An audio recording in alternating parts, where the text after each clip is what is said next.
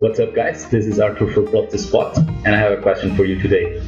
How good do you consider yourself in taking notes and having reads on your opponents? Today's video will be about this, so make sure you're subscribed to this channel and let's jump into the action.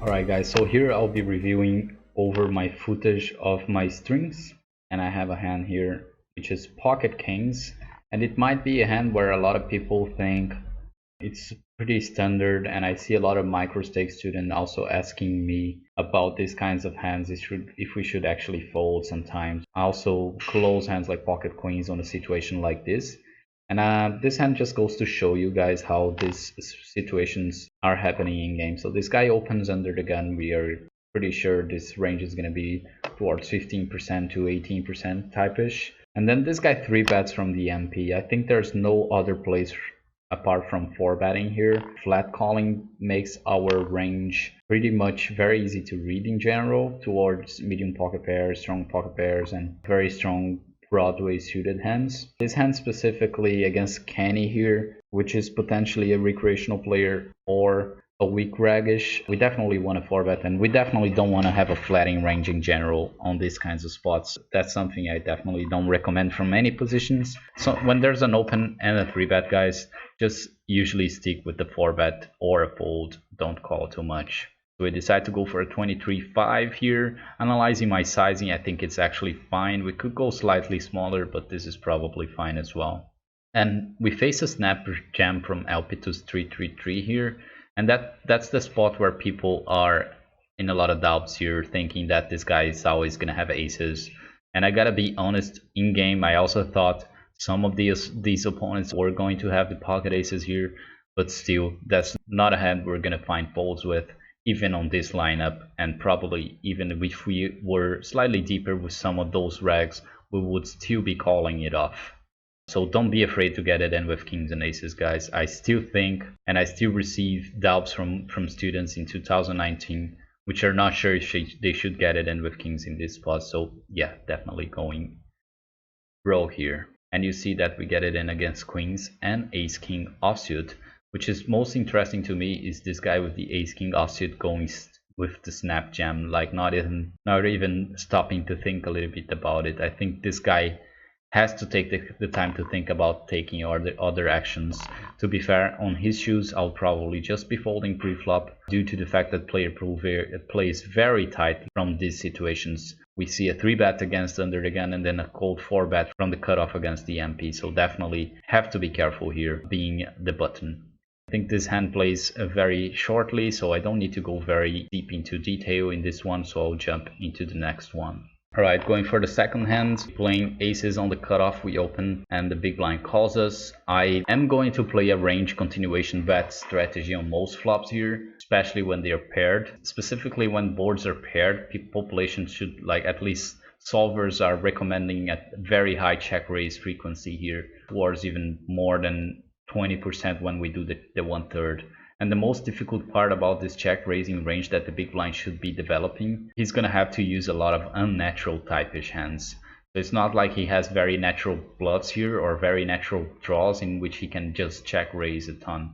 So we just punish that, and we're gonna see a lot of turns for a very cheap price, or we are gonna deny a lot of equity with our weakish hands and get a lot of folds as well. That's also some of the reasons we should range bet on these boards. It's because people overfold here. So I suppose we should go for a 1/3 here. So yeah, I went for it.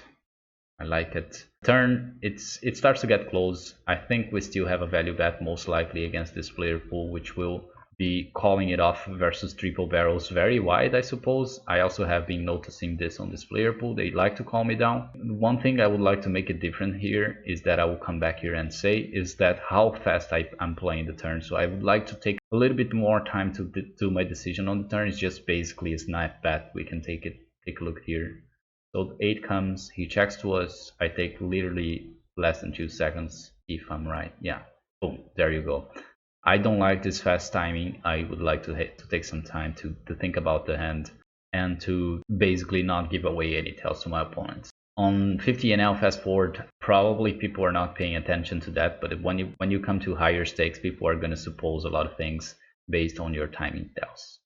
So something I want to be careful with and something I need to improve to make my decisions better, because if I'm thinking a little bit more here, maybe I come up with another decision.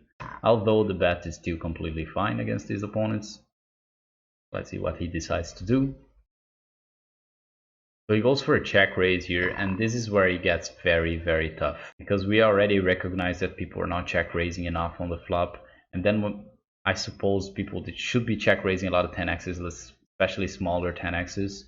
But when they check raise the turn here, it's very unlikely it's actually a bluff. It's something we can come to conclusions since like 2009 when we faced check call, check raise, the good old beluga.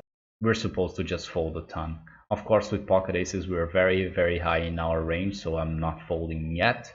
But I'm very careful here. I'm going to proceed with a lot of cautious on this spot. I think his range is mostly containing very good bluffs with a lot of equity, hands like Jack-9 of clubs that he didn't 3-bet pre, or something like 6-7 of clubs that he didn't 3-bet pre, which is very common on this player pool, by the way. Or the absolute nut, something like 5s or pocket 8s even, or something like 10-8 or even 10-9, 10-5 suited if he calls that pre-flop, and hands like ace-10, king-10, etc. So very nutted hands and very strong high equity draws in general. And I also think these high equity draws are not going to continue bluffing very often on the river because of the action in general. I see very often people just giving up on the river. So the 4 of spades comes on the river, and I was thinking in game, I remember saying to the chat something like this, like if he has such a nutted hand, he's supposed to just jam, like there's not pot sizing anymore. He either wants to block bet or just bomb it, like make it a huge sizing, because he's representing here basically the nuts. He's never representing something lower than a 10, so like anything higher than a 10, like probably wants to just overbet jam. And I was thinking, yeah, maybe sometimes a lot of microstake students, and including myself sometimes, will lean towards the calling because like that line doesn't make sense, because again, if he has a 10, if he has a nut in hand, why is he not jamming? So the reason is just because people at this stakes don't like too much of overbetting, especially when he puts the whole stack. They also think that I will overfold against the overbet, so they choose smaller sizing to get extra calls. So I remember saying that to myself while streaming, and I like this, which is usually when people take these weird lines, especially when they're putting a lot of money in the pot, they usually have it. And on these stakes, people have very often under bluff, especially on these spots when it comes to check raising turns and rivers. So given that specific reason, I would like to just see myself folding here. And if I remember correctly, I actually did the fold. Let's see if I actually take enough time, because that's something on the turn that's not really that much important, but when it gets to a decision like this on the river, we really want to take the time into thinking about it. I can see that I'm also talking my decisions out loud, making my thought process out loud, which is pretty good. Alright, so that was hand 2. I think I made a good decision there. Alright guys, so this hand, hand 3, we're gonna get the hand in the middle of the river. So I'll talk through the action with you. I didn't focus on the hand while streaming because I was probably focusing on the other hands at the same time. So what happened here is that we 3-bet pre-flop Jack-9 of hearts, a small blind against the button. So on this flop, I'll probably just bet my entire range for something like half pot sizing, which is something that it just makes part of my strategy. I think it's going to be the best strategy to have on this board. And in general, on mid-low-low or mid-low boards, it's just the sizing that I will use, and with my whole range, because the board also starts hitting my the button range a little bit more, and not only my range, like on boards like ace king x or ace 7 deuce or something like this. So yeah, I went for my half pot strategy on the flop. On the turn, I don't think this necessarily becomes a barrel every single time, but it can be barreled sometimes. So I would say this hand is probably a mix on the turn. It's not something we're super happy barreling off, and also not something we're super, we're not super happy barreling off, and also it's fine to check sometimes to have some straights into our check call range or check jam range. Although I don't think we will want to check raise all in with a hand like this. I don't think it has enough equity to just jam. So yeah, I would either check call or bet myself. And in this case, I decided to go for another half pot. As you can see, I don't need to go for 3/4 bet, because if I bet half pot, he's gonna have less than pot size left on the river, which actually happens, and we bet half pot, he calls, and on the river becomes 10 of diamonds. And of course now we have close to the nuts. In game I was thinking that we could actually just have this into our checking range to have some check calls with nutted hands, not only with let's say pocket sevens specifically here, or yeah. I was trying to find reasons for me to have very strong hands into our check calling range. But reanalyzing this hand, I don't think my opponent is actually turning off hands into a bluff here for an all-in situation. So I think just jamming is the best option, especially because he might check behind with a hand like 6-7 or ace-7 even. I might see some opponents going very passive with this line. So if there's ever a chance someone is checking behind or just not bluffing enough here, I think we absolutely have to jam a hand like this on the river. So I made the mistake of just checking the river, which is pretty bad, as I supposed. I thought about jamming, which is a good thing. Maybe I wanted to go tricky this time. Putting the time is always good, as I said. And I decided to check, yeah, so I don't like it. Fortunate he had the a7 and he did bet, but I'm not sure if everyone is going to actually bet here with the a7. There might be some nits who are not betting, and then this becomes pretty bad with the jack-9. Alright, so on this hand we're finally going to get into our topic for today, which is having notes on our opponents and being able to actually have reads on those notes while playing in game. So we have this guy and he min raises, and we have pocket fours on the button, and we know this guy is a very aggressive opponent. I've played other sessions with him after this date, and I think he was actually just tilted at this day, so I might remove some of these notes or just be aware that he has tilt issues. But the notes that we have right now is that he bets very big on a flop, 3-bet pot big, and bets big on the turn, lefting 40 big blinds only on the river, and check folded to a jam.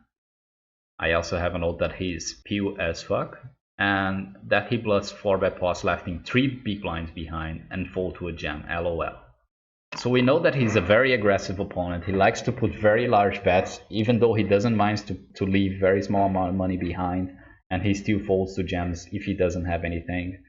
Of course, we're just gonna have in mind that he's a big fish or he's a big whale, and we'll be playing accordingly. In this hand specifically, he min raises from the cutoff, and I'm seeing myself on the button with pocket fours. And I probably had big wins against him before this hand to happen, and I decided to flat the button and see the flop. We flop a set, on a board 3 of hearts, 4 of clubs, 8 of diamonds, and he checks to us. I decided to go small specifically here. I don't necessarily mind going larger against this specific opponent. I would actually prefer myself going slightly larger actually. Again, I have the issue of just going too fast. Let's take a look at how fast I stab the flop here. Since he's just so crazy, I would like to go for at least half pot here, but I don't mind going for 1/3. I actually think it's completely fine. 3 of spades appears on the river. Now we have a full house, of course, and we want to find ways where we just make the most money out of him. I don't think checking behind makes a lot of sense. I do think he's going to still call us with hands like ace queen, ace king here, which are like potential floats for him. And since he's playing so crazily and so tilted lately, and those hands are calling the flop anyway, so like hands that he's going to fold are potentially hands like king 10, queen jack, type-ish hands that he floats the flop with, which I'm not even sure if he floats the flop in the first instance already. So I think we'll keep betting, and for something like a 3/4 spot here, I think would be the sizing. So I do go for the 3/4. I like it. Let's see what he does. He calls, and the 9 of spades appears on the river. Here I was thinking about, yeah, we do have some situations where we want to jam, and against some opponents we will be jamming here or making a massive overbet, but not necessarily with this hand against this specific opponent. As we just saw, he's very spewy, very aggressive. He doesn't mind putting a lot of money in the pot to fold later if we jam. And another factor to not jam or just put a massive overbet here is that we're slightly deep, so it doesn't make too much sense to do that, or makes less sense to do that. So given the fact we have these reads, I decided to go smaller in game, and I think that's actually the best decision. I even went for half pot, like really inducing for a bluff. I actually think I went for the half pot, but I'm not sure. So as you can see, I thought in game about jamming, then I went 1/3, clicked the half pot, and then went boom. Okay. And he goes for a raise here, as far as I remember. So I like specifically going for the half pot here. 1/3, I think it's too small, and we're losing value against some hands that are actually just calling down. And against that, and the half pot still is gonna be inducing him to do some bluffs. So he goes for a raise, and yeah, we're happily jamming here against this specific opponent. We are losing sometimes when we're jamming here, because he could potentially have some very weird hands here, like pocket 8s or pocket 9s. But still, don't think we need to just call here. Definitely jamming, especially against someone who is very aggressive and who is very crazy in general. So he's potentially doing that with a lot of 3x's himself, so definitely jamming myself, and happily jamming actually. Alright guys, so the part 2 about having notes and reads on our opponents happens with our Jack-10 offsuit here. Again, on paired boards, we're going to see bet our whole range, and that's going to be our strategy with a small sizing. So we decided to c-bet the flop, and I was thinking on the turn here, we're blocking a good portion of his 9x's. He's supposed to check raise most of his 9x's as well, so we can basically apply lots of pressure here. Another thing is that we have a hand that doesn't have too much showdown value or zero showdown value, since we only have jack high, and we have good blockers to when the river comes a diamond or a spade, we can continue through and bluffing. Also, we have 2 overcards, so we still have some equity when he actually has a pair, like something like pocket 7s, 6s, or 5s, or 4x's and deuce x's here. So I think this hand makes a nice bluff on the turn. I clicked on the overbet sizing, but I don't think necessarily the overbet would be the sizing here that solvers would use, so I think 3/4 makes the most sense. And we're again thinking about bluffing some river spades and some river diamonds. I'm not saying I'm gonna bluff on all spades and diamonds, but on some I will bluff. So interestingly enough, he calls, and the 3 of diamonds appears on the river, and he goes for something very weird here, which is donk bet for like something like 3/4 or 2/3 sizing. I start to think about, and luckily, of course, I hit my note button there and saw this note. He leads turn with a completing flush on 3-bet pots out of position with a medium strong pair. So he not necessarily donks river with very, very strong hands, or donks in general with very, very strong hands. I suppose this guy is actually liking to donk very often when there's cards that changes the dynamic of the board a lot, like something like a lot of my hands that are barreling here are going to be afraid of a donk bet, because this line is usually very value heavy. And I think that to myself also. Given the fact I have this specific note, and I also have, again, good blockers to 9x's, and a blocker to some flushes, I decided to actually go with my read here, even though it's not a very specific read in which I can rely on very often. But that's what I have on party poker. I don't have stats here, and I decided to go for a raise and see what happened. You can see that I am reading his notes. I only have 2 seconds of time bank, so I'm not being able to think too much here. I go large, as larger as I can, just to generate as much fold equity as I could. Jamming is an option here, but I think that's going to be the same as betting this. I'm going to get called by the same hands. So he folds very fast and relies on the notes that we had. It's also funny that on a few strings after this one, I played against the same guy, and he keeps doing this, and I keep making my notes stronger and stronger here. Alright guys, that was it for today. Thanks for watching. If you like this video, make sure you hit the like button and subscribe to this channel so you never miss our newest videos. Let me know also down below what you think about the hands I reviewed today, and if you agree or disagree with me, I'll be happy to answer all the comments. Also, if you like this format of hand reviews, there's a lot of hand reviews by MMAsherdog reviewing high stakes action actually, so make sure you stay around. Thanks for watching again, peace.